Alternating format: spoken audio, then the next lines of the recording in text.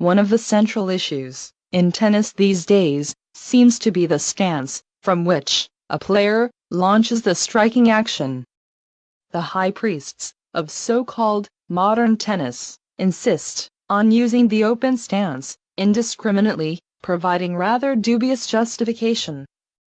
They hype it as the latest discovery and the major advancement in the field of tennis. In a nutshell, the story usually goes that in the last 2 decades, the science of modern tennis, just like the computer science, was advancing by leaps and bounds, and some amazing new discoveries were made. One of them was the open stance. It, we are told, has opened the floodgates to the new heights of power, precision, and reliability, which tennis never knew before.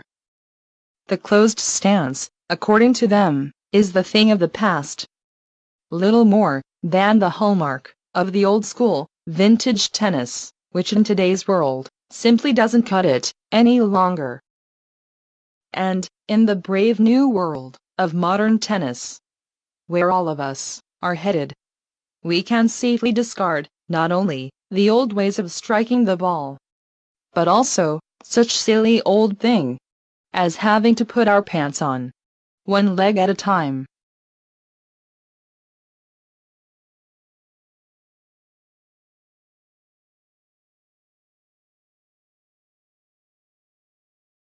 Some of us strongly disagree.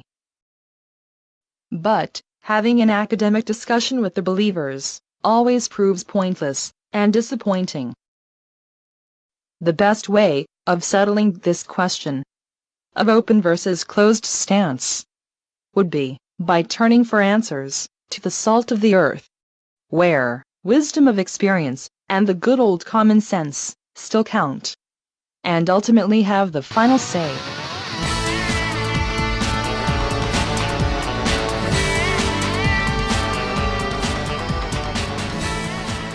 Welcome to the world of the lumberjacks, where the reasons for doing things a certain way is not because you saw it on TV and thought that it might be cool, but because someone's livelihood and oftentimes the very survival depended on it. In the final analyses, a tennis drive can be boiled down to a single basic objective, that is, delivering a blow, and making this procedure as efficient and precise as humanly possible, using the assets of the human body as the only means of propulsion of the tool. This is exactly what the lumberjacks have been after, working non-stop, developing, honing, and passing on this very skill for many centuries. So, it might be a very good idea if all these fancy pants tennis gurus and self-proclaimed experts on mechanics would compare notes with them. With the help from their USTA credentials and the big and scary words like biomechanics, they could finally explain to all these backward country bumpkins how ridiculous and hopelessly outdated their striking stance has become. Or better yet, if they would take an axe into their own hands and show the whole world how much more effective, powerful, and even elegant their striking action would become if only they would use the open stance.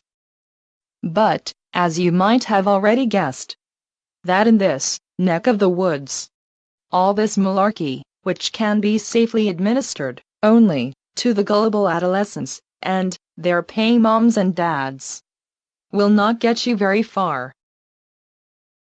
On the contrary, these unpretentious roughnecks can definitely teach all of us a thing or two about how to strike the tennis ball. First and foremost, that the stance is only a means to an end. The stance facilitates and helps the delivery of the blow and is not there to hinder it. When the horse is always ahead of the cart, and you stop trying to force your feet into some contrived position only because you were told to, the body itself finds the appropriate and comfortable stance for each particular situation. And everything starts to look, and most importantly, work, pretty darn good.